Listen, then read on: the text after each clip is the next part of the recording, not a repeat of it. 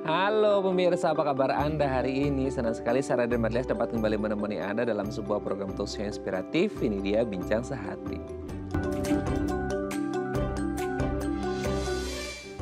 Ya pemirsa, ada banyak sekali ya penyakit di dunia ini yang menyebabkan ya kematian seperti itu ya. Salah satu yang penyakit yang menjadi momok gitu ya, menjadi silent killer dan banyak ditakuti adalah penyakit jantung. Nah, salah satu ya banyak ya kalau kita berbicara penyakit jantung, salah satunya adalah penyakit jantung koroner. Kalau ada nyeri di dada gitu, sesak napas dan lain sebagainya, ini harus dicurigai bisa jadi orang ini mengalami jantung koroner. Kalau dibiarkan ini bisa berbahaya dan bisa menyebabkan gagal jantung. Wah, ini mengerikan sekali ya. Jadi kita perlu tahu nih apa penyebab terjadinya jantung koroner, bagaimana cara mengatasinya, apakah bisa dicegah atau tidak. Inilah topik yang akan kita bahas hari ini, yaitu waspada jantung koroner. Nah, sebelum kita membahas tentang jantung koroner, kita akan membahas terlebih dahulu beberapa macam olahraga yang kabarnya baik untuk kesehatan jantung ya. Namanya olahraga pasti akan menyehatkan tubuh kita ya secara fisik dan juga mental. Tapi salah satunya adalah jantung. Nah, kita akan membahas beberapa olahraga yang baik untuk kesehatan jantung. Yang pertama adalah berenang. Oke, berenang. Siapa dari Anda yang suka berenang? Kayaknya banyak dari kita suka berenang ya. Apalagi berenang itu kan main air gitu ya. Kecebak-kecebuk. Gaya apapun gitu ya. Ya alhamdulillah kalau memang bisa gaya-gaya gitu ya. Gaya kupu-kupu, gaya bebas, gaya dada dan lain sebagainya. Kalau belum bisa bergaya-gaya ya belajar lah ya gitu ya. Tapi intinya adalah kalau berbicara tentang berenang, ini kan ya berenang salah satunya kan kita napas gitu ya, apalagi kalau kita lagi di dalam air gitu ya. Kita bergerakan tangan dan juga kaki ternyata juga baik loh untuk detak jantung kita. Jadi kalau Anda ingin memiliki jantung yang sehat, salah satu olahraga yang patut Anda di to-do list Anda untuk jadi olahraga pilihan Anda adalah berenang ya. Pastikan juga kondisi kolam renangnya juga bersih gitu ya.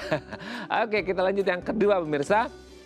Zumba. Nah, ini dia, siapa dari Anda yang suka berjoget-joget? Nah, yang suka gerak-gerak, suka aktif bergerak gitu ya. Anda bisa melakukan olahraga Zumba. Ini olahraga yang lumayan fun ya. Karena sambil Anda berolahraga, tubuh Anda sehat, Anda juga fun karena Anda mengikuti gerakan atau irama musik seperti itu. Nah, ternyata Zumba ini tidak hanya asik untuk dilakukan dengan gerakan-gerakan tarian atau mengikuti irama musiknya. Kabarnya Zumba ini juga baik untuk kesehatan jantung kita. Kalau selama ini kita berpikir Zumba itu for fun ya gitu. Zumba itu untuk mungkin salah satunya mengecilkan perut gitu ya, kemudian supaya sendi tulang kita tetap sehat. Tapi ternyata di sisi lainnya Zumba memiliki manfaat besar untuk kesehatan jantung kita. Nanti akan kita bahas di sisi mana Zumba ini memiliki manfaat yang besar untuk kesehatan jantung kita. Oke, kita lanjut yang ketiga pemirsa. Lari pagi, ini ada lagunya ya, lari pagi gitu ya. Nah, ternyata lari pagi ini adalah salah satu olahraga yang juga simple, mudah, murah gitu ya. Bisa dilakukan kapan saja, di mana saja.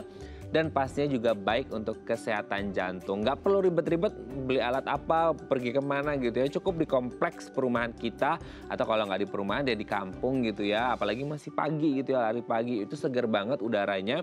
Anda bisa keliling gitu ya, keliling kompleks atau keliling lingkungan tempat tinggal Anda. Dan kabarnya ini juga baik ya, karena ini juga bisa melatih detak jantung kita. Dan akhirnya berdampak pada kesehatan jantung kita. Jadi nggak perlu yang mahal-mahal untuk kesehatan jantung kita. Mulai dengan lari pagi di sekitar tempat tinggal Anda. Oke, kita lanjut yang keempat olahraganya pemirsa. Bersepeda, ini kayaknya hampir rata-rata itu masyarakat Indonesia atau dunia mungkin ya. Ini sekarang banyak yang sudah punya sepeda ya gitu. Kenapa? Mungkin ya masa pandemi kemarin nggak tahu mau ngapain, beli sepeda untuk olahraga, untuk killing the time juga gitu ya. Nah, sepeda juga mungkin ya sama halnya dengan lari pagi ya. Bisa di sekeliling komplek kita, nggak perlu jauh-jauh, dan ternyata bersepeda ini yang mungkin selama ini kita berpikir ya ini olahraga rekreasi gitu ya. Karena banyak yang akhirnya nge-klub gitu ya, klub-klub sepeda, klub-klub sepeda. Nah, ternyata juga baik untuk kesehatan jantung kita dengan mengayuh sepeda. Ini bisa berdampak pada baik atau tidaknya jantung kita ya. Meskipun kadang-kadang kita ngerasa kayak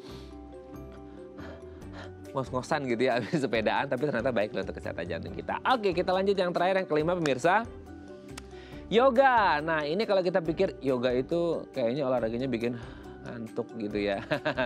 Ternyata yoga ini kan kita memiliki 3 teknik ya. Ada peregangan, ada pernapasan, dan juga ada relaksasi. Kayaknya relaksasi itu yang paling enak gitu ya. Karena kayak mindful banget gitu. Nah ternyata di luar kalau kita berpikir yoga untuk ketenangan batin gitu ya. Ternyata banyak loh manfaatnya yoga ini untuk kesehatan jantung kita. Jangan dipikir hanya kayak inhale, exhale gitu, tapi ternyata manfaatnya juga banyak untuk kesehatan jantung kita. Apa manfaatnya nanti akan kita bahas ya. Oke, itu tadi beberapa olahraga yang baik untuk kesehatan jantung dan kami akan membahasnya sesaat lagi. Tetap bersama kami di Bincang Sehati.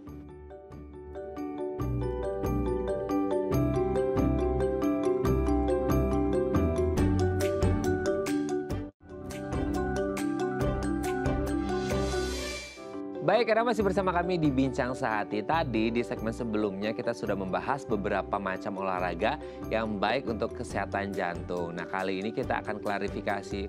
Udah tau lah ya, kalau kita ngomongin seputar olahraga, saya mau ngobrol sama siapa ya pemirsa ya? Nggak perlu dikasih tahu, kayaknya udah ngerti semuanya ya. Ada Dr. Michael Triangto SPKU, spesialis kedokteran olahraga. Selamat pagi Dr. Michael, apa kabar dok? Selamat pagi Mas Raden. Baik-baik saja, terima Baik-baik kasih. saja. Udah lama kita nggak ngobrol ya dok ya, hari ini kita ketemu lagi ngobrol nih dok. Oke, dok hari ini kita akan membahas beberapa olahraga yang kabarnya baik untuk kesehatan jantung kita nih dok. Ini kan penting banget ya, jantung itu kan ya alat vital dalam kehidupan kita gitu, harus sehat. Nah salah satunya adalah dengan olahraga yang baik untuk kesehatan jantung. Hari ini kita nunggu wejangan dari Dr. Michael nih untuk ngasih tahu olahraga-olahraga yang baik untuk kesehatan jantung. Yang pertama adalah berenang dok. Nah gimana nih berenang itu kan mungkin ada tahan napasnya di dalam air. Nah apakah itu yang berefek pada kesehatan jantung kita atau gimana tuh dok kalau untuk berenang?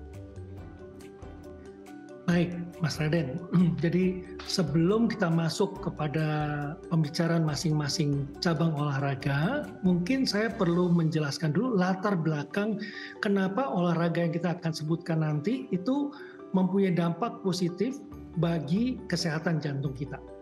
Ya. Yang pertama adalah fakta yang kita tahu bahwa olahraga yang baik untuk kesehatan jantung adalah olahraga yang disebut olahraga kardio atau yang disebut juga sebagai olahraga aerobik. Cirinya adalah ringan, gerakan berulang-ulang, waktunya panjang.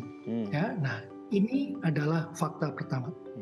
Fakta yang kedua adalah dari guideline yang diberikan oleh WHO pada tahun 2020. Jadi pada saat awal pandemi itu ya yang menyatakan bahwa untuk menghadapi pandemi ini kita harus sehat. Di antaranya juga kesehatan jantung tadi. Dan berolahraga tentunya dikatakan baik ya. Namun setidaknya tidak hanya olahraga, namun juga kita harus beraktivitas fisik. Jadi bergerak saja itu sudah lebih baik daripada kita diam saja. Nah, fakta yang ketiga adalah olahraga yang dilakukan itu dapat individual ataupun bersifat komunitas. Nah, kita masuk kepada berenang. Berenang tentu adalah olahraga yang bisa dilakukan untuk individual. Gerakannya gimana? Ya, kanan kiri, mau gaya dada, mau gaya bebas dan sebagainya. Ya, itu kanan kiri berarti ritmis. Nah, ini masuk dalam jenis olahraga yang kita sebut olahraga kardio tadi. Jadi benar bagus. Ya. Namun kita harus sesuaikan dengan tingkat kemampuan, tingkat kesehatan pada saat itu. Misalnya bagi seorang yang baru saja menyelesaikan operasi bedah jantungnya ya, operasi koroner, ya tentunya harus disesuaikan dia mampunya berapa lama ini ya. Bukannya anjuran WHO adalah 150 menit per minggu, berarti setiap kalinya ada 30 menit, berarti dia dipaksa untuk 30 menit. Bukan, targetnya adalah 30 menit tadi, namun dia secara bertahap masuk ke dalam target tadi sesuai dengan kondisi masing-masing. Jadi benar, berenang adalah salah satu olahraga individual yang dapat digunakan untuk meningkatkan kesehatan jantung. Kira-kira begitu Mas. Wah sangat luar biasa nih penjelasannya ya. Jadi gerakan yang ringan, berulang-ulang dan dalam jangka waktu yang lama itu untuk kardionya gitu ya dok ya. Jadi masuk nih ya untuk berenangnya ya, gaya apapun ya. Asal jangan gaya batu ya, itu nggak tahu tuh nasibnya gimana kalau gaya batu ya. Oke dok, kita lanjut setelah berenang adalah Zumba. Nah gimana dok dengan Zumba? Nah, Zumba itu mempunyai irama, ya. Hanya gerakannya itu terkadang lebih acak. Karena apa? Karena yang dikejar tidak hanya untuk gerakannya, tapi juga untuk unsur fun-nya. Ya. Dengan demikian, kita bisa melihat ada kemungkinan Zumba itu untuk masuk sebagai olahraga kardio. Namun, tadi saya sebutkan, sesuaikan dengan tingkat kemampuan masing-masing. Bagi seseorang yang tidak pernah melakukan olahraga apapun, masuk ke Zumba menjadi terlalu berat. Namun bila mana yang sudah biasa melakukan olahraga, oh saya biasa berenang nih, ya saya sudah biasa olahraganya lebih berat, lebih serius, oke, masuklah ke Zumba. Dengan demikian tidak hanya dapat melakukan gerakan-gerakan, tadi yang saya katakan adalah beraktivitas fisik lebih baik daripada tidak sama sekali, gitu ya. Ini akan lebih masuk dan juga secara psikologis akan merasa lebih enak karena kita ketemu dengan teman. Nah ini yang olahraganya juga komunitas, ya, bukan Zumba sendirian online begitu ya. Jadi ini juga bisa, namun pada level tingkat kesehatan dan kemampuan berolahraga yang lebih tinggi daripada yang berenang.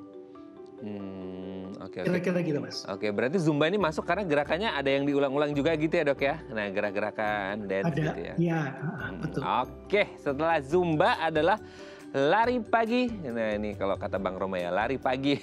Gimana Dok, lari pagi ini juga mungkin berulang-ulang juga gitu ya, karena gerakannya gini-gini aja gitu, itu masuk juga berarti Dok? Atau gimana tuh untuk jantung? Benar, dia juga gerakan kanan kiri daripada tungkai kita itu kan ya. Nah, cuma saya mau garis bawahi, jangan hanya dikatakan lari pagi. Kata Mas Raden di Daai TV, lari pagi bagus, jadi lari malam tidak bagus. Ya. Apalagi lari dari kenyataan ya Dok ya, nggak bagus. Jadi tetap saja lari itu baik untuk kesehatan kita. Namun sesuaikan. Belum mampu lari, oke, kita jogging dulu. Itu next step-nya adalah kita masuk ke lari. Ya. Dan sesuaikan dengan tingkat kemampuan. Kalau kita lari di jalan, di taman, dengan di treadmill, tentunya berbeda. Pada saat lari di jalan, di taman, kita mengalami kelelahan, berkurangnya kemampuan kita, maka kita dengan sendiri akan melambat. Sedangkan bila mana kita berlari di treadmill, bahkan dengan speed yang sama, kita akan terus dipaksa dengan speed yang sama, ya. Jadi akan terus dipaksa. Sedangkan kalau kita di taman, kita akan melambat dengan sendirinya. Nah, disinilah pada saat kita berlari di treadmill, kita harus menggunakan alat tambahan, ya. Untuk apa? Memonitor denyut jantung kita. Ini yang akan menjadi rem, akan menjadi alarm bagi kita bila mana kita melampaui batasan dari training zone kita atau zona latihan yang kita programkan sebelumnya. Kira-kira begitu. Oke. Berarti memang harus ada alarm untuk kita kalau kita gunakan treadmill ya Dok ya. Tapi kalau boleh dibandingkan antara lari secara langsung di taman dengan treadmill, better yang mana sih Dok? Atau dua-duanya sama aja oke ya, yang penting kalau di treadmill ada alatnya gitu.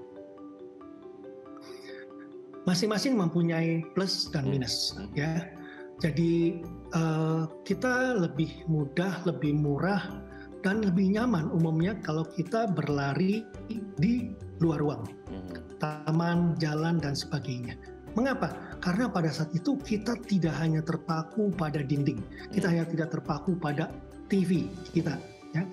Tapi kita dapat keluar, kita dapat melihat kiri kanan, kita merasakan udara terbuka, dan kita bertemu dengan orang-orang yang mungkin akan membahagiakan kita, ya. Masalahnya adalah kalau itu menjadi ada cuaca yang buruk atau situasi kondisi keamanan, nah kita bukan bertemu dengan orang yang kita harapkan, malah kita bertemu dengan orang yang tidak kita harapkan kalau gitu ya. Nah, terjadi menjadi korban kriminal misalnya. Dan sebaliknya, bila mana hujan kita tidak bisa keluar, ya kita akan lebih baik menggunakan treadmill. Ya, kita dapat mengatur. Dengan alat tambahan tadi, dengan heart rate monitor tadi, kita dapat tetap menggunakan treadmill dengan aman, nyaman, dan efektif.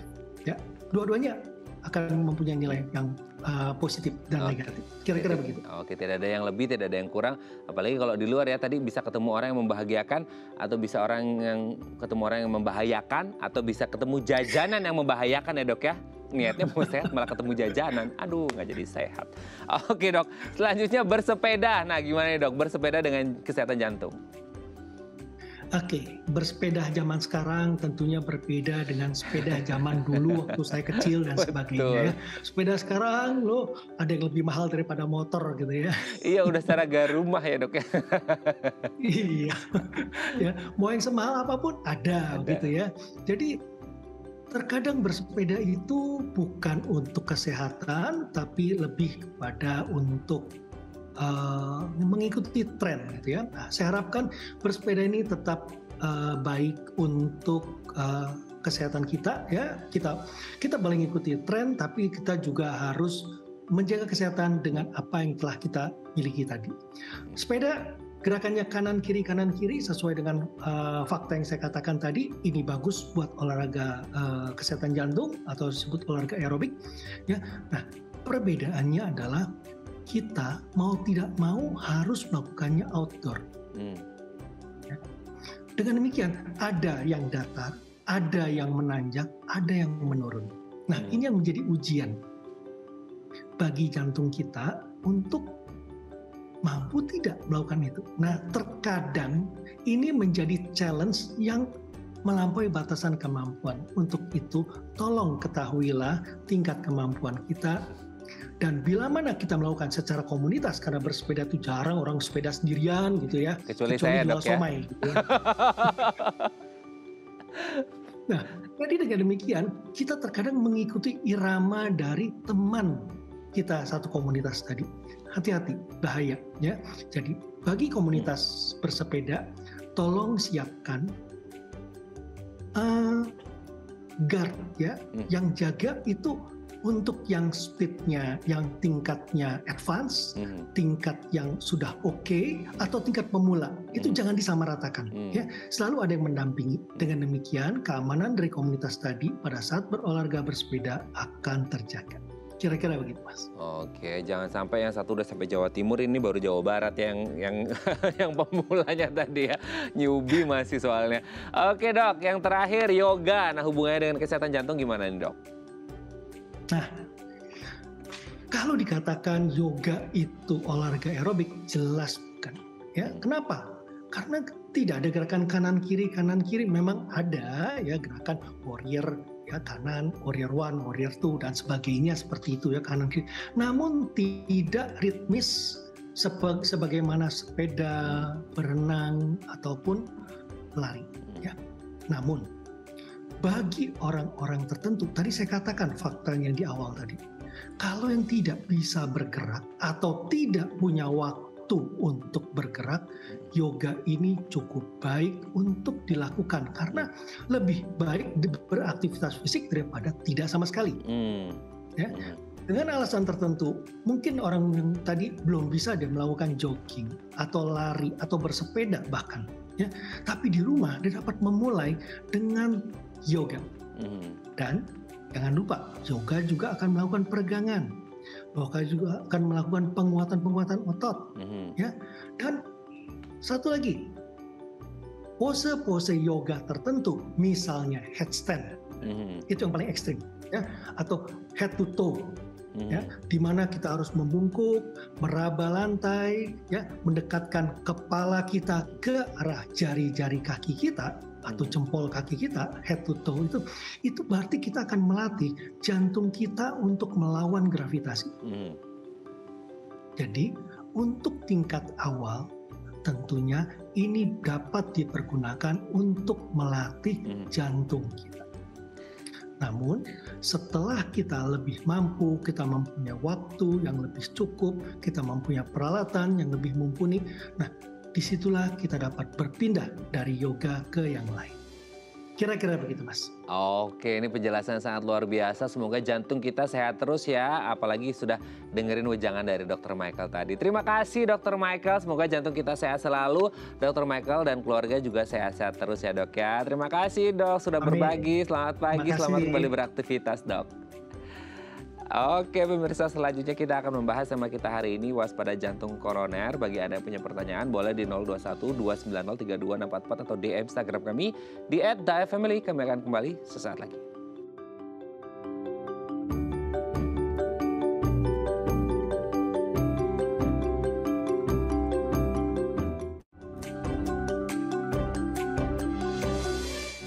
Baik, Anda masih bersama kami di Bincang Sehati. Kita masih membahas tema kita hari ini waspada penyakit jantung koroner. Kalau Anda punya pertanyaan boleh di 021 290 3244 atau DM Instagram kami di @dafamily. Nah, untuk membahasnya telah tersambung nih bersama kami di sambungan Zoom dengan Dr. Deksanda Pravian SPJP, dokter spesialis jantung dan pembuluh darah dari Rumah Sakit Jantung Diagram Siloam Hospital Group. Selamat pagi Dr. Deksan, apa kabar Dok? Salam kenal Dok, kita ketemu pertama kali ini ya. Iya, selamat siang Mas Raden dan tim The ITV. Oke. Apa kabar? Alhamdulillah sehat Dok. Semoga Dokter Deksan dan Ya. teman-teman juga di rumah sakit sehat terus ya Dok ya. Amin. Oke. Amin. Dok, hari ini kita akan membahas seputar jantung koroner. Ini kayaknya agak serem ya kalau kita ngomongin tentang penyakit jantung gitu ya. Karena ini benar-benar ya salah satu penyakit yang menjadi momok ya. Semua penyakit sih momok ya. Cuman kalau ngomongin jantung itu agak serem aja gitu ya. Nah, sebelum kita membahas tentang jantung koroner Dok, boleh dijelasin secara singkat dulu nggak sih cara kerja jantung di tubuh kita ini seperti apa gitu? Ya, Mas Raden, bener ya, karena penyakit jantung itu momok. Kenapa? Karena jantung itu cuma satu di tubuh kita ya, sebenarnya. Karena kalau mata masih ada dua, tangan masih ada dua, gitu. Kalau jantung cuma satu, jadi nggak ada cadangannya. Nah, balik lagi ke pertanyaannya tadi, gimana sih jantung itu seperti apa, kerjanya seperti apa? Jadi jantung itu lokasinya di tengah ya, tengah agak ke kiri sedikit gitu ya, ukurannya segenggam tangan kita ya. Semakin besar ukuran jantungnya bukan semakin hebat gitu, tapi sebaliknya, semakin besar ukuran jantungnya kebanyakan adalah dia kekuatannya semakin lemah. Jantung itu ibarat pompa Mas Raden ya, di tubuh kita yang mengedarkan darah. Darah itu berisi nutrisi, oksigen dan lain sebagainya yang dibutuhkan oleh semua komponen tubuh kita, baik dari otak, dari ujung kaki sampai ujung rambut, itu semua butuh oksigen yang ada di dalam darah, dan itu ditugaskan ditujukan oleh jantung untuk memompanya gitu ya. Jadi ada gangguan sedikit aja pada jantung, 3 detik aja pada jantung itu bisa muncul gejala-gejala, bisa pingsan, bisa nyeri dada atau berdebar dan lain sebagainya. Karena jantung ini nggak boleh berhenti. 24 jam nonstop kita harus berdetak terus jantungnya gitu ya. Mau kita tidur, mau kita lagi nonton TV, mau kita lagi main bola atau kegiatan apapun, jantung itu akan menyesuaikan kecepatannya sesuai dengan aktivitas kita. Tuh. Nah, yang jadi masalah adalah jantung itu dapat makan dari mana? Nah, jantung itu dapat makan dari pembuluh darah yang kecil banget. Ukurannya hanya rata-rata 2 mili, 3 mili gitu ya. Yang 3 mili ke atas masih agak jarang ya. 2 mili, bayangkan kecil sekali dia untuk ngasih makan organ yang tugasnya sangat vital. Kalau ada gangguan di sana, itulah yang kita khawatirkan menjadi penyakit jantung koroner yang kita bahas pada hari ini. Nah, itu dia ya. Perannya sangat besar sekali dan jantung hanya satu, makanya harus dijaga baik-baik gitu ya. Nah, kalau jantung koroner seperti dokter mention barusan, jantung koroner ini seperti apa? Kan sering kita dengarnya mungkin serangan jantung gitu ya. Nah, kalau jantung koroner ini gimana nih dok? Nah, jantung koroner dan serangan jantung tuh serupa tapi tak sama ya. Jadi bahasa awamnya adalah kalau kita sakit jantung koroner, chance kita untuk mendapatkan serangan jantung akan lebih tinggi. Seperti itu. Jadi kenapa? Karena ya jantung itu makannya dari koroner. Ketika jantungnya nggak dikasih makan, tentu dia akan lemah. Semakin lemah, akhirnya jantung yang lain mengambil tugas otot-otot jantung yang sudah mati tersebut.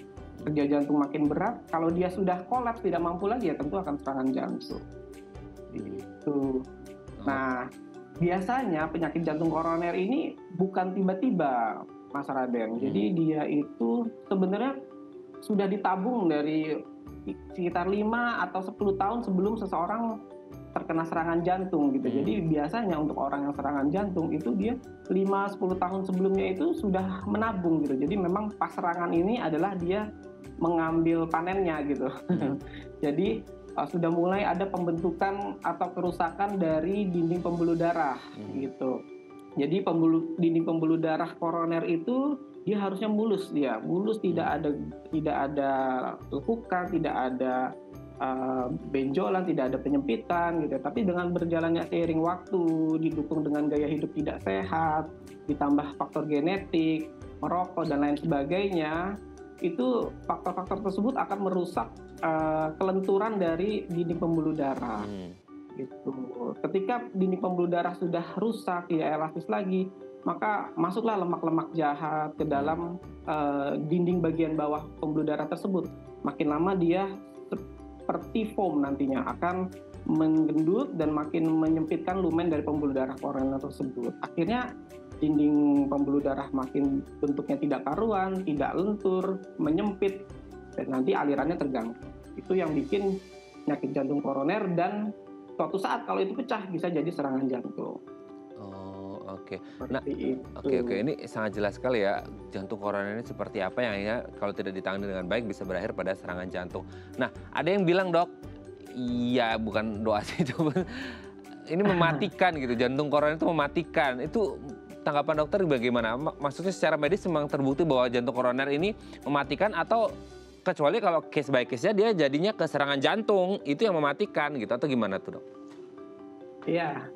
Jadi betul sekali, mematikan dan merugikan mungkin saya tambahkan ya. Jadi memang penyakit jantung koroner ini salah satu penyebab kematian tertinggi baik di Indonesia maupun di dunia gitu ya. Bahkan ada pernah saya dapat perpustakaan gitu ya, bahwa usia 30 sampai 70 itu kan usia-usia produktif ya. Betul. Itu mereka saingan tuh antara jantung dan stroke untuk menyebabkan kematian gitu. Sekitar jantung itu sekitaran 15%, untuk stroke sekitaran 20%. Jadi sedangkan penyakit-penyakit lain kayak TBC gitu ya nggak sebegitu tingginya gitu. Jadi memang kalau ditanya apakah ini mematikan, ya jelas salah satu top 3 penyebab kematian sedunia gitu ya. Dan juga salah satu penyebab kematian tertinggi di Indonesia juga karena jantung koroner gitu ya. Dan yang jadi masalah tadi saya bilang bahwa ini juga merugikan. Kenapa? Walaupun orang selamat dari penyakit jantung koroner gitu ya, tentu otot jantungnya yang melemah ini akan semakin masuk ke lingkaran setan tadi yang saya bilang. Jadi dia otot jantungnya akan makin lemah, terus otot jantungnya sehatnya akan menanggung kerjaan si otot yang sehatnya tersebut. Akhirnya jantungnya makin lama makin bengkak. Makin bengkak, katupnya mulai ketarik. Akhirnya katupnya jadi bocor, pompa jantungnya makin lemah. Jadi irama bisa berubah, irama jantungnya bisa berubah. Jadi kalau kita bicara penyakit jantung koroner, kita bicara hulunya, tapi merembetnya itu banyak sekali gitu. Bisa menimbulkan gagal jantung, gangguan irama, katup, dan lain sebagainya. Jadi sangat mematikan dan merugikan. Kalau Oke, otot yang melemah tadi itu tidak akan bisa kencang lagi, Dok? Akan melemah terus? Ya, tergantung jangka waktunya gitu ya. Tergantung keagresifan terapinya, tergantung cepat atau tidak ditolongnya ya. Pernah dengar time is muscle gitu ya. Jadi kalau kita ada serangan jantung yang sudah begitu lama, kadang sumbatannya begitu keras nggak bisa dibuka lagi, akhirnya otot-otot jantung yang lemah itu sudah makin sakaratul dan akhirnya sudah mati secara selulernya gitu. Jadi kalau sudah lewat fase tersebut, maka mau dipasang ring sekalipun tidak akan banyak membantu. Seperti itu. Kita sebut sebagai itu viabilitas ya. Jadi apakah ada chance untuk kita memperbaiki sel otot tersebut menjadi segar kembali atau sudah terlambat untuk kita tolong, seperti itu. Makanya kadang ada juga kasus penyakit jantung koroner ini sudah tidak bisa dipasang ring, Pak, hanya bisa obat saja. Mungkin kasus-kasus yang sudah tidak viable tersebut. Oke, jangan sampai udah ya tadi kan ada chance atau sudah terlambat. Nah ini kan berhubungan erat dengan gejala atau tanda yang dialami sebelum akhirnya keberat ya. Jadi kita benar-benar harus aware dengan tanda-tanda atau ciri-cirinya seperti apa. Nanti akan kita bahas di segmen selanjutnya ya, Dok ya. Tanda-tandanya seperti apa. Mungkin selama ini kita ngomong jantung kan nyeri di dada gitu ya, atau sesak napas dan lain sebagainya. Ini ada ciri khasnya atau enggak, nanti akan kita bahas ya. Oke pemirsa, 0212903244 atau di Instagram kami di @dafamily kalau ada punya pertanyaan. Kami akan kembali saat lagi.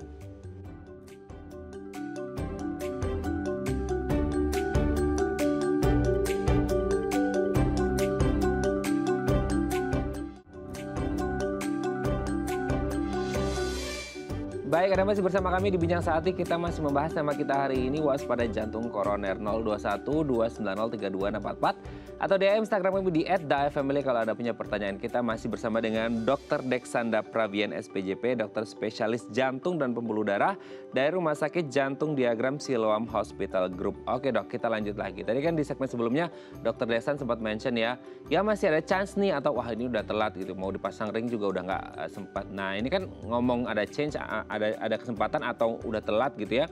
Ini kan kita pasti berawal dari kita tahu dulu nih gejalanya seperti apa, ada tanda-tandanya nggak sih? Kan selama ini mungkin kita tahu kalau penyakit jantung itu ya nyeri di dada, sesak napas gitu-gitu ya dok, kayak itu yang umum gitu. Nah kalau untuk yang jantung koroner ini, maksudnya kan dia sifatnya kan mungkin kronis ya dok ya, mungkin agak bertahap gitu, langsung blek kayak serangan jantung langsung tek gitu kan. Nah pasti ada muncul tanda-tanda atau gejalanya nggak sih dok, dan ada khasnya nggak gitu? Iya, Mas Raden. Jadi untuk penyakit jantung koroner ini ya, gejalanya itu dia biasanya yang tipikal adalah rasa tidak nyaman di dada ya, ganjel, seperti pegal, ya, atau seperti diremas atau bahkan kadang panas gitu ya. Dan sifatnya itu dia kalau ditanya bisa nggak ditunjuk pakai jari Bu Pak gitu, ya biasanya akan aduh di mana ya dok, sulit gitu ya. Semakin sulit dia menunjuk itu harus lebih hati-hati ya, karena dia bersifatnya diffuse ya, nggak bisa terlokalisir di satu titik gitu ya. Dan ditanya gimana kalau ada menjalar nggak gitu, kadang ada penjalaran seperti kerongkongan yang panas atau kesemutan di rasa tangan kiri gitu ya, atau bahkan menjalarnya ke bagian ulu hati seperti itu. Nah, yang membedakan adalah salah satunya adalah pencetusnya itu yang harus diperkirakan dengan lebih cermat ya. Jadi saya kalau naik tangga dok itu lebih berat dada saya. Beratnya itu kayak pegel aja dok. Kalau saya dudukin nanti hilang gitu ya. Terus saya jalan agak jauh dok. Kalau jalan saya ke warung yang agak jauh, saya lebih rasa engap dok rasanya di dada. Terus saya istirahatin cepat hilang, terus jalan pelan-pelan lagi bisa. Itu berarti dia diprovokasi atau dicetuskan oleh aktivitas fisik gitu. Atau bisa juga dicetuskan oleh stres gitu. Kalau saya dengar kabar yang tidak enak dari keluarga, itu kadang dada saya langsung panas dok. Ya.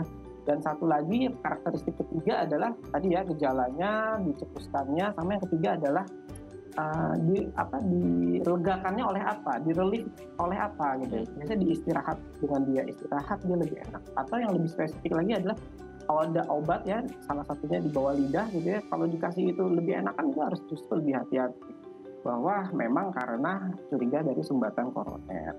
Yang jadi masalah adalah kultur dari budaya masyarakat kita gitu ya, sering menganggap itu hanya angin duduk gitu ya, itu hanya masuk angin gitu ya, atau itu pasti mah itu gitu ya. Padahal itu organ yang berbeda gitu ya. Dan bahkan kami pun sebagai tenaga medis gitu ya, kami itu harus ekstra jeli sekali gitu untuk menentukan ini beneran lambung atau beneran jantung atau sebaliknya gitu. Karena kita juga nggak mau kan sampai salah men-treat gitu ya. Makanya kadang pemeriksaannya sampai beberapa tahap. Kan yang pasti pesannya untuk masyarakat hati-hati. Angin duduk, aktif mah, masuk angin. Kalau udah berulang jangan deh disepelekan gitu ya. Sekali-sekali periksakan ke yang tenaga medis yang jelas gitu ya. Oke, jangan disepelekan ya. Gitu, walaupun cuma sekadar enter win ya, masuk angin dok ya. Oke dok, sebelum kita lanjut ini ada DM Instagram, aku bacakan ya dok ya. Ini dari Bu Fitria. Dok, ayah saya dinyatakan sakit jantung koroner dan gula yang tinggi. Waduh, plus gula ya. Baru keluar dari rumah sakit kemarin. Oke, kondisinya ketika dirawat masih kuat untuk berjalan. Tapi pas pulang di rumah, beliau tidak bisa berjalan dan duduk pun tidak bisa seimbang. Waduh, apakah ini salah satu penyebab dari jantung koroner atau gejala stroke ya dok ya? Oke, di rumah sakit masih bisa jalan, pas di rumah udah nggak bisa jalan, duduk nggak seimbang. Ini salah satu penyebab dari jantung koroner atau gejala stroke. Gimana ya dok? Ya, habis dirawat oleh karena penyakit jantung koroner dan gula ya. Memang tergantung juga nanti berapa lama dirawat gitu. Kita harus telaah lagi apakah memang ini bagian dari lemah dari kekuatan otot jantungnya atau memang karena ada masa-masa otot yang di kaki ya, terutama di sistem rangka dan tubuh gitu ya, kaki, paha dan lain sebagainya yang melemah gitu ya. Karena bisa saja kalau pasien itu dirawat, terus dia bed rest hampir seminggu, mungkinnya di atas 5 hari, itu biasanya masa otot akan menurun. Ya, kekuatan otot kaki, betis gitu ya akan menurun, kekuatan otot paha akan menurun.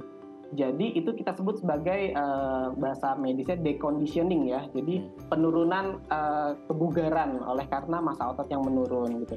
Nah itu harus dibedakan, apa jangan-jangan nggak bisa berdirinya karena itu, atau memang karena tadi yang saya bilang komplikasi dari penyakit jantung koronernya, yaitu ada katup yang bocor atau pompa jantung yang menurun. Itu juga berpengaruh terhadap kekuatan, karena bagaimanapun juga nutrisi otot itu yang ngasih makan adalah hasil dari pompaan dari jantung gitu. Jadi kalau itu berkurang tentu kekuatannya juga akan berkurang. Gitu. Oke ya, semoga dia bisa menjawab pertanyaan dari Bu Fitria dan semoga ayahnya cepat sehat kembali ya. Kita doakan bersama. Terima kasih. Oke, Dok, ini kan ya agak serem juga ya, maksudnya jantung koroner ini sendiri. Tadi kita udah membahas tanda-tandanya, kondisinya seperti apa. Nah, untuk menghindari hal-hal yang tidak diinginkan, bisa nggak sih Dok kita mendeteksi dari dini jantung koroner ini? Maksudnya ada pemeriksaan apa yang bisa dilakukan supaya orang tahu dari awal udah di warning bahwa ini kayaknya akan menuju ke jantung koroner gitu Dok? Bisa tidak? Ya, tentu screening ya nomor satu ya, untuk kita mengetahui apakah saya ini sehat-sehat aja Dok, saya nggak ada gejala. Ya tentu screening karena anjurannya adalah usia di atas 40 tahun terutama untuk yang laki-laki ya, atau 50 tahun untuk yang perempuan itu disarankan untuk dilakukan screening. Screeningnya apa saja? Baik dari gaya hidupnya, gaya hidup merokok atau tidak gitu ya, berat badannya berlebih atau tidak, pola makannya baik atau tidak gitu. Lalu dilakukan pemeriksaan tekanan darahnya bagaimana, hasil lab kolesterolnya seperti apa, apakah ada penyerta sakit gula atau tidak dan lain sebagainya. Itu diramu sedemikian rupa untuk diperkirakan bagaimana resiko seseorang itu memiliki penyakit jantung koroner. Tentu jikalau hasilnya bagus, sarannya adalah terus memperbaiki gaya hidup yang sehat gitu ya, hindari rokok dan lain sebagainya, jaga tekanan darah dan lain sebagainya. Tapi jikalau dia resikonya tinggi gitu ya dan tanpa bergejala, tentu nomor satu sama juga harus lebih ketat lagi, dia merubah gaya hidupnya, dia merubah mengendalikan tekanan darahnya, dia mengendalikan kadar gulanya dan lain sebagainya. Dan harus lebih ekstra hati-hati gitu. Biasanya ada walk up lanjutannya tuh kalau skornya tinggi, maka harus ada screening lainnya, misalkan pemeriksaan treadmill test atau CT scan jantung dan lain sebagainya. Oke. Dok, ini kan tadi dokter juga sempat mention dan DM tadi juga ada yang bilang ada tambahan gula segala macam. Nah, sebenarnya apakah berisikonya orang mengalami jantung koroner juga dipengaruhi dari komplikasi penyakit lain, maksudnya seperti DM gitu ya, hingga akhirnya bisa menyebabkan koroner atau mungkin bisa dibalik malah koroner bisa ke diabetes mellitus atau bagaimana tuh Dok untuk komorbid? Ya, ini pertanyaan susah-susah gampang ya. Jadi tentu penyakit jantung koroner ini punya faktor resiko, kita sebut faktor resiko ya, adalah orang-orang atau kondisi-kondisi yang membuat seseorang itu cenderung mengalami penyakit ini, itu disebut faktor resiko. Ada faktor resiko yang tidak bisa dirubah, misalkan usia saya udah tua Dok, ya pasti ada lah gitu, atau jenis kelamin saya laki-laki Dok, lebih cenderung tinggi gitu ya. Itu kan nggak mungkin kita rubah ya, tapi ada juga faktor-faktor resiko yang sebenarnya bisa kita kontrol. Ya, mulai dari gaya hidup sehat, ya harusnya lebih sehat, lebih aktif dan berolahraga seperti segmen sebelumnya ya. Dan juga makanannya harus dikontrol gitu ya. Kalau makanannya tidak terjaga, banyak lemaknya ya pasti akan mencetuskan tumbangan lemak yang tinggi dan jadi pupuk untuk terbentuknya penyakit jantung koroner. Sama salah satunya lagi yang lain adalah kadar gula gitu ya. Kadar gula yang tinggi ini salah satunya secara mekanisme itu dia membuat pembuluh darah itu tidak elastis lagi. Pembuluh darah, salah satunya pembuluh darah di koroner. Tidak elastis lagi, dia mulai rusak, mulai disisipkan lemak-lemak, terus juga dia lebih, otot jantungnya kerjanya lebih keras, lebih berat, ya. Akhirnya kerusakannya akan lebih cepat. Jadi kalau ditanya yang lebih sering menyebabkan, sebenarnya gula menyebabkan komplikasi ke jantung gitu. Jadi sangat berkaitan sekali gitu ya, efek dari gula ini kepada jantung. Jadi semuanya itu relate ya dok ya.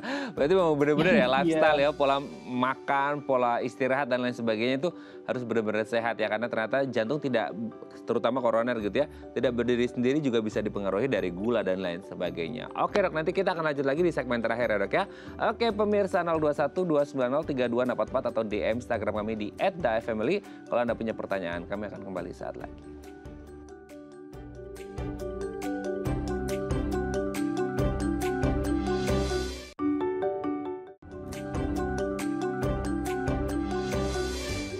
Baik, Anda masih bersama kami di Bincang Saat ini. Kita masih membahas seputar jantung koroner ya. 0212903244 atau DM Instagram kami di @dafamily. Kalau Anda masih punya pertanyaan ya, kita punya sedikit waktu di segmen terakhir ini, masih bersama dengan Dr. Deksanda Pravian SPJP, dokter spesialis jantung dan pembuluh darah dari Rumah Sakit Jantung Diagram Siloam Hospital Group. Oke dok, sebelum kita bahas ya, nanti kalau semoga sempat ya, tips untuk mencegah terjadinya jantung koroner tadi beberapa sudah dimention sih sama dokter.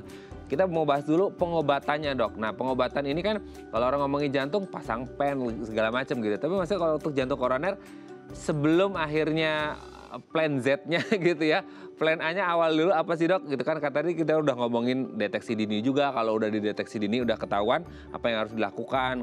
Kalau misal udah nggak ketahuan, tiba-tiba udah di fase segini, apa yang harus dilakukan untuk pengobatannya nih dok? Ya, jadi satu saya tekankan ya, penyakit jantung koroner ini nggak mudah untuk kita mengenali ya. Dia ibarat nyari macan di hutan gitu ya. Jadi sekalinya nggak ketemu macan di hutan tuh belum tentu nggak ada macan di hutan. Harus ditelaah lagi, misalkan setahun lagi, 3 tahun lagi gitu ya. Itu harus ditekankan dulu ke pasiennya. Terus yang kedua, carilah dokter yang nyaman untuk komunikasi ya. Seperti apa, biar semua faktor resikonya itu tergali. Nah, kunci dari penanganan penyakit jantung koroner itu nomor 1 di semua buku internasional, Indonesia, semua bilang nomor 1 adalah perubahan gaya hidup. Kenapa? Karena ini adalah proses tabungan gaya hidup kita yang tidak baik gitu ya, artinya tidak sehat gitu. Artinya yang dulunya kita malesan olahraga ya, di aktivitas fisiknya lebih tinggi lagi ya, setidaknya jalan lebih sering gitu ya. Jalan pagi, jalan sore, boleh ya, nggak harus pagi ya tadi. Terus makanannya yang biasanya apa aja all you can eat dimakan, ya tentu dibatasi. Udah menjelang kita usia kepala 4 gitu ya, dikurangi gitu ya. Yang biasanya hampir setiap minggu sekali ya tentu dibatasi, jadi setahun sekali aja, pas ulang tahun aja lah gitu. Atau bahkan mungkin porsinya kita kurangi gitu ya. Terus juga rokok itu ada zat yang kandungannya secara langsung mengubah komposisi pembuluh darah koroner itu, yang bisa bikin dia menyempit, itu baiknya dikurangi ya. Jadi dan banyak juga ya, itu ada di pemerintah tuh menginformasikannya sebagai cerdik, cek kesehatan berkala, enyahkan rokok, diet yang sehat, istirahat yang cukup yang cukup sekitar 7-8 jam, tidak boleh lebih, tidak boleh kurang. Kenapa? Karena kalau berlebihan ternyata diteliti itu banyak yang meninggal juga gitu. Jadi 7-8 itu yang ideal. Ya, betul. Ada penelitiannya. Nanti kapan-kapan saya share ya. Oh, siap. Terus satu lagi, cerdik K-nya kelola stres.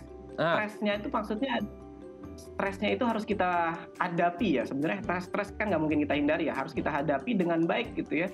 Kita tangani dengan manajemen waktu yang baik, manajemen kerja yang baik gitu, kerja sama orang sekitar kita gitu ya. Atau berlebih kadang kita harus curhat sama orang-orang sekitar kita, atau mendekatkan diri ke agama, atau dialihkan ke hobi gitu. Itu kan mengelola stres juga ya. Nah, itu adalah terapi secara non-obat gitu. Nah, untuk secara obatnya kalau memang sudah tegak diagnosis ada penyakit jantung koroner, ya tentu ada obat-obatan yang digunakan untuk pencegahan pencegahan serangan gitu ya. Salah satunya ada yang menggunakan pengencer darah, ada yang menggunakan penstabil lemak gitu ya. Tentu yang lain juga harus komorbidnya. Komorbid itu adalah penyakit yang bersamaan. Tadi yang disebutkan, sakit gulanya harus dikontrol secara ketat. Target HbA1c-nya harus sesuai target, biasanya di bawah 6,5 gitu ya. Kadar kolesterolnya harus sesuai target gitu ya. Semakin rendah semakin bagus, biasanya di bawah 100 dan lain sebagainya. Jadi kalau ditanya tipsnya tadi secara secara non obat sama juga secara obat. Sama satu lagi terakhir, kepatuhan. Itu yang kadang kita suka lupa gitu ya, bahwa saya dikasih obat misalnya untuk 30 hari, saya minum aja obat 30 hari, tapi nggak diteruskan lagi untuk monitoringnya, perlu dilanjut, apa harus dinaikkan dosis atau turunkan dosis, itu perlu dipantau sebenarnya. Seperti itu, jadi jangan sampai kita jadi serangan jantung atau bahkan serangan penyakit lain gitu, misalkan stroke gara-gara kita nggak minum sekedar pengencer darahnya gitu, atau tidak mengontrol tekanan darah tinggi dengan baik, atau tidak mengontrol gula dengan baik, seperti itu. Oke ya, ini menjadi catatan bersama supaya kita sama-sama sehat ya, karena inginnya ya tadi makanya ketika ditanya pengobatannya apa dok, dokter nggak langsung ke pengobatan ya, tapi tindakan preventifnya ya, gaya hidupnya dulu yang di-mention, karena itu yang jauh lebih penting ya. Jadi secara tidak langsung dokter mau menyampaikan bahwasanya oke, pengobatan penting, tapi yang jauh lebih penting adalah pola hidup kita yang lebih sehat supaya ya itu ya, sedia payung sebelum hujan, kalau bisa preventif sebelum ada pengobatan gitu ya. Terima kasih Dr. Deksan sudah berbagi bersama kami pagi hari ini Bincang Sehati. Ini menarik sekali berbincang dengan dokter. Semoga jantung kita semuanya sehat, tidak mengalami koroner, serangan jantung, gagal jantung, nauzubillah gitu ya, jangan sampai terjadi ya. Terima kasih dok, sehat selalu. Salam untuk keluarga di rumah dan teman-teman di rumah sakit. Selamat pagi dok. Ya, selamat pagi Mas Raden dan tim. Ya. Oke dok. Oke pemirsa, itu tadi perbincangan kita ya. Semoga jantung kita semuanya sehat. Saya Raden Madlias pamit. Sampai jumpa dan selamat beraktivitas.